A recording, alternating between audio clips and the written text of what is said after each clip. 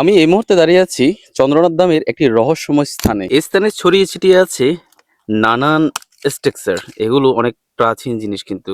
আর এগুলো কি আর আমি কোন স্থানে আছি সেটা আমি আপনাদেরকে সম্পূর্ণ ভিডিওতে জানাচ্ছি।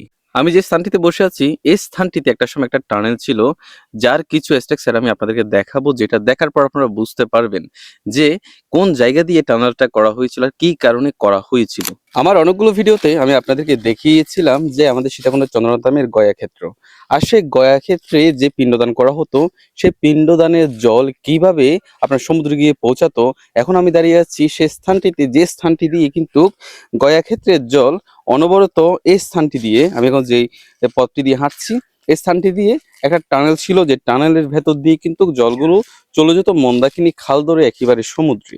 এখন আমি আপনাদেরকে দেখাই যে আর টানেলটা যে এখানে ছিল সেটার প্রমাণটা কি। এটাই হচ্ছে সেই খাল, যে খালের উপর একটা সময় একটা টানেলের মতো ছিল। আর এখানে যে দেখতে পাচ্ছেন অনেকগুলো পাথর ছড়িয়ে ছিটিয়ে আছে, যেগুলো স্বাভাবিক আপনার পাহাড়ি খালের উপর কিন্তু এই ধরনের পাথর থাকে। কিন্তু তার চেয়ে আশ্চর্যের বিষয় হচ্ছে এই যে দেখতে পাচ্ছেন এগুলো কিন্তু পাহাড়ি পাথর নয়, এগুলো হচ্ছে আপনার হাতে তৈরি ইট, যেগুলোর বয়স কিন্তু অনেক আগের। আমরা সচরাচর বর্তমানে যে ইটগুলো দেখতে পাই সেগুলোর সাইজ আর এগুলোর সাইজ কিন্তু অনেকটা আলাদা। এখানে দেখতে পাচ্ছেন এই যে একটা সিমেন্ট দিয়ে কিন্তু উপরে একটা প্লেটের মতো বসানো আছে, একদম একেবারে পাতলা ইটের মতো। এগুলো কিন্তু এখনের নয়।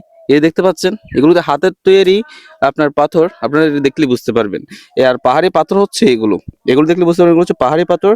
আর এগুলো কিন্তু হাতের তৈরি পাথর। এখানে শুধু একটা দুইটা নয়, সম্পূর্ণ খালের উপর ছড়িয়ে ছিটিয়ে আছে। এই দেখতে পাচ্ছেন এগুলো কিন্তু হাতের তৈরি। সেই আপনার যেখানে যে টানেল ছিল সেই টানেলের অনেকগুলো অংশ কিন্তু এখানে পড়ে আছে। এই যে দেখতে পাচ্ছেন এটা,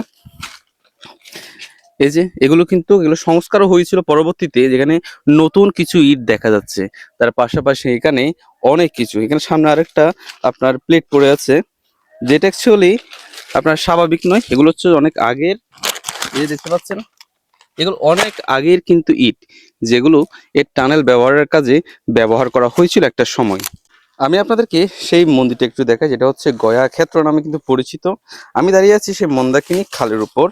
আর আপনারা দেখতে পাচ্ছেন কিনা জানি না, আমি একটু জুম দিয়ে দেখাই আপনাদেরকে। এই যে দেখতে পাচ্ছেন এটা হচ্ছে গয়া ক্ষেত্র। আর সেই গয়া ক্ষেত্রের জল এই নিচ দিয়ে কিন্তু এই পাশ দিয়ে বের হয়ে ডিরেক্টলি চলে আসতো আপনার এই খাল বেয়ে। এই খাল বেয়ে এসেই সেই জল চলে যেত সামনের দিকে। কোন জায়গায় গিয়ে সেটি আপনার এখানে যে সমুদ্রে গিয়ে পৌঁছায় তার একটা কিন্তু এখানে আপনার সিস্টেম করা আছে, যে জল আপনার গয়া ক্ষেত্র থেকে বের হয়ে এসে সেটা চলে যেত আপনার সমুদ্রে। আমি এখন সে খাল ধরে সামনের দিকে যাব। আর সেখানে কিন্তু আরো দর্শনীয় অনেকগুলো স্থান রয়েছে, যেগুলো আসলে পুরাতন ইতিহাস আমাদেরকে প্রকাশ করে। এই যে খালটি রয়েছে সেই খালের দুই পাশে কিছু আপনার পড়ে আছে পুরাতন। এগুলো হচ্ছে আপনার ঘটি, যেটা মাটির ঘটি, যেগুলো দিয়ে আপনার পিণ্ডদান করা হতো সেগুলো কিন্তু এখানে পড়ে আছে। অর্থাৎ গয়া ক্ষেত্রে যখন পিণ্ডদান করা হতো সেই পিণ্ডের ঘটিগুলো কিন্তু আপনার মন্দাকিনীর স্রোতে ভেসে চলে আসতো এইসব জায়গাতে। এখানে শুধু একটা দুটা নয়, এখানে পুরো আপনার খালের দুই পাশেই কিন্তু এগুলো ছড়িয়ে ছিটিয়ে আছে। এখানে অনেকগুলো তার মানে বোঝা যাচ্ছে যে এই খাল ধরে কিন্তু আপনার গয়া ক্ষেত্রের জলগুলো মন্দাকিনী এই খাল ধরে চলে যেত সমুদ্রের দিকে। আমরা একটু সামনে যাব, সামনে গিয়ে দেখবো যে সেখানে জলগুলো আর কোন পথ দিয়ে বের হতো। আমি আপনাদেরকে আরো একটি বিষয় দেখাই, সেটা হচ্ছে আমি এখন ঠিক দাঁড়িয়ে আছি মন্দাকিনী খালের একেবারে কিনারায়। অর্থাৎ আমার এক পাশে দিলে কিন্তু মন্দাকিনী খাল। আর তার চেয়েও একটু দূরে যদি আমি যাই, এখানে যত দূরে যাচ্ছি মানে যত ভেতরে যাচ্ছি, এখানে আপনার অনেকগুলো স্ট্রাকচার দেখতে পাচ্ছি। এগুলো হচ্ছে পুরাতন ইট পড়ে আছে, নানান ধরনের পাথর পড়ে আছে, যেগুলো একটা সময় এখানে আপনার কোনো একটা স্থাপনা ছিল বলে তারা নির্দেশ করে। যেমন আপনাদেরকে আমি দেখাই, এই যে দেখতে পাচ্ছেন এগুলো কিন্তু আপনার ইট, এগুলো গাঁথনি ইট, যেগুলো হাতে তৈরি। এই যে দেখতে পাচ্ছেন এখানে অনেকগুলো ছড়িয়ে ছিটিয়ে আছে, শুধু একটা দুটা নয়, অনেকগুলো ছড়িয়ে ছিটিয়ে আছে সম্পূর্ণ জায়গাটাতে ছড়িয়ে ছিটিয়ে আছে। তার মানে বোঝা যাচ্ছে এই স্থানে একটা সময় আপনার কোন একটা স্থাপনা ছিল। আমি মন্দাকিনী খাল থেকে অনেকটা দূরে, এখান থেকে প্রায় না হলো আপনার এই ম্যাক্সিমাম 15 ফিট কিন্তু দূরে হবে মন্দাকিনী খাল। সেখান থেকে আমি যদি আরো সামনে যাই, এখানে কিন্তু আরো অনেকগুলো কিন্তু ইট পড়ে আছে। এই যে আমার পায়ের নিচে কিন্তু অনেকগুলো ইট পড়তেছে। এগুলো সবগুলো এখানে একটা সময় একটা স্থাপনা ছিল বলে নির্দেশ করে। তার মানে আমরা বুঝতে পারছি এখান থেকে যে চন্দ্রনাথ ধামের যতই ভেতরে যাব অনেকগুলো স্থাপনা আমরা দেখতে পাবো। হয়তো বা এখন মাটির নিচে চাপা পড়ে আছে, অনেক ইট কিন্তু মাটির নিচে চাপা পড়ে আছে। আমরা এগুলো যদি একটু কুড়ে দেখতে পারি, এর নিচ থেকেও কিন্তু আরো অনেক কিছু স্থাপনা বের হয়ে আসার সম্ভাবনা কিন্তু রয়েছে। আমি একটা সময় চেষ্টা করব যে এগুলো একেবারে মাটি কুড়ে যদি আমি ভিতর থেকে কিছু বের করতে পারি, তাহলে বুঝতে পারবো এই সকল স্থানে একটা সময় কিরকম ছিল আর কি ধরনের স্ট্রাকচার ছিল। আমি এতক্ষণ আপনাদেরকে দেখালাম যে উপরে যে একটা সময় কোন একটা স্থাপনা ছিল সেই দৃশ্যটি, আর দেখিয়েছি তার পাশাপাশি হচ্ছে যে মন্দাকিনী খালে, সরি, আপনার গয়া ক্ষেত্রে যে পিণ্ডদান করা হতো সেই পিণ্ডদানের যে ঘটিগুলো ছিল, মাটির পাত্রগুলো, সেই পাত্রগুলো কিন্তু আশেপাশে ছড়িয়ে ছিটিয়ে আছে। অর্থাৎ আপনার গয়া ক্ষেত্রে জলগুলো এই মন্দাকিনী খাল ধরেই কিন্তু এদিকে আসতো, আর সেই ঘটি বাটিগুলোকে আপনার জলের স্রোতে কিন্তু স্থানে এসে জমা করেছে। আর আমি এখন দেখাবো সেই জলটি আসলে স্থান দিয়ে কোন জায়গা ধরে আপনার সমুদ্রে গিয়ে মিশতো। আমি সেই দৃশ্যটি একটু আপনাদেরকে দেখাই, তবে একটু সামনে যেতে হবে।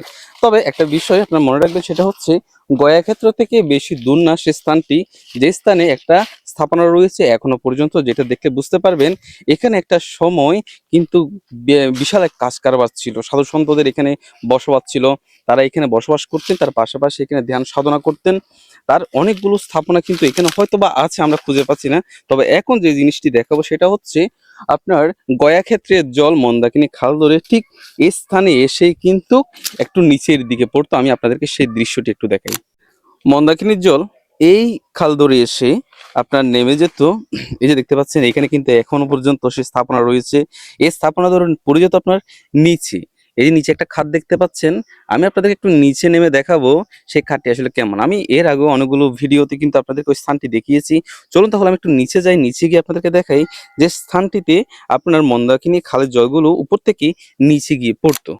সে খাদটিতে নিচে নামার জন্য কিন্তু আমাদেরকে প্রথম আসতে হয়েছে উপরে, কারণ এখান দিয়ে নামার পথ নেই, এটা কিন্তু অনেক নিচে খাদটি। আর আমরা উপর থেকে এসে আবার নিচের দিকে নামবো, নিচের দিকে নেমেই সে খাদের নিচে দেখাবো আপনাদেরকে আসলে সেই জলগুলো যে নিচে পড়তো সেটা কোন স্থানে জমতো, আর সেখান থেকে কোন পথ ধরে আপনার সমুদ্রের দিকে এগুলো প্রবাহিত হতো। আমি সবকিছু আপনাদেরকে নিচে নেমে দেখাচ্ছি।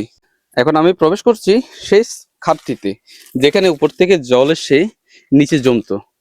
এই যে দেখতে পাচ্ছেন এখানে কিন্তু ঝাঁক জঙ্গলে ভরে আছে, একেবারে ঝাঁক জঙ্গলে ভরে আছে। আমার পেছনে দেখতে পাচ্ছেন সেই দেয়ালটি, যেখানে আপনার একটা বাঁধ হিসাবে কিন্তু তৈরি করা হয়েছিল।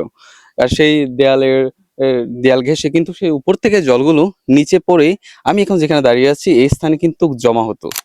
এই জায়গাটির ভিডিও কিন্তু আমি আপনাদেরকে আগে দেখিয়েছিলাম এবং এটার ইতিহাসও কিন্তু বলেছিলাম।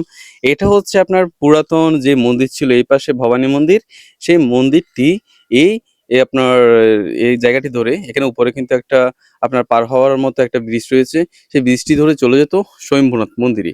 আর এটা হচ্ছে সেই স্থান, যে স্থানে আপনার এই স্থান দিয়ে এখন যে স্থানটি দেখতে পাচ্ছেন, এই স্থান দিয়ে আপনার সেই মন্দাকিনীর জল অর্থাৎ অর্থাৎ গয়াক্ষেত্র যে জলগুলো আসছে গয়াক্ষেত্র থেকে, সেই গয়াক্ষেত্রের জলগুলো কিন্তু এই খাদ ধরে একেবারে নিচে পড়ে এই স্থানে জমা হতো। আর তার পাশাপাশি আরো একটা এখানে পথ রয়েছে, যে পথ দিয়ে কিন্তু জলগুলো বের হয়ে আসতো। এই যে দেখতে পাচ্ছেন এই জায়গাটি ধরে কিন্তু জলগুলো বের হয়ে আসতো, তার পাশাপাশি উপর থেকে কিন্তু জল এসে এই স্থানে জমা হতো। আর এখান থেকে ঠিক আপনার এই পাশে আরো একটা কালভার্ট রয়েছে, যেটা সে আপনার ব্রিজ উপর দিয়ে পার হওয়ার মতো আপনার একটা পজিশন আছে। এই পথ ধরে কিন্তু চলে যেত সেই খালটি ধরে একেবারে বাহিরে। এটা কিন্তু সম্পূর্ণভাবে আপনার যুক্ত আছে আপনার সাথে, এই নদীর সাথে। এটা গিয়ে মিশতো সেই নদী থেকে সমুদ্রে গিয়ে এই জল মিশে যেত। একটা সময় সেই জল এখান থেকে একেবারে চলে যেত সেই গঙ্গার ধারে, অর্থাৎ গয়া ক্ষেত্রের জল শেষমেশ মিশে যেত আপনার গঙ্গাতে।